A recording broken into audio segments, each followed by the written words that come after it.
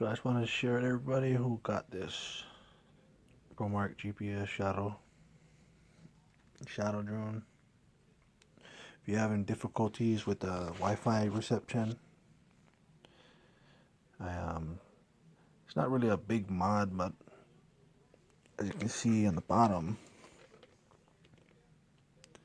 they got this Wi-Fi antenna right there. What I did was, this black piece used to be covering all of this. All I did was cut that black piece away, expose the Wi-Fi antenna, and I got way better range.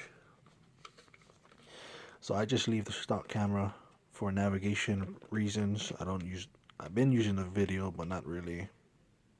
It's not that great. So SD card is in there in case I want to snap a picture. But I put my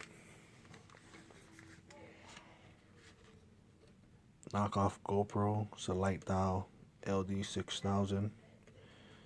Just use the straps with the belt buckle, which is perfect.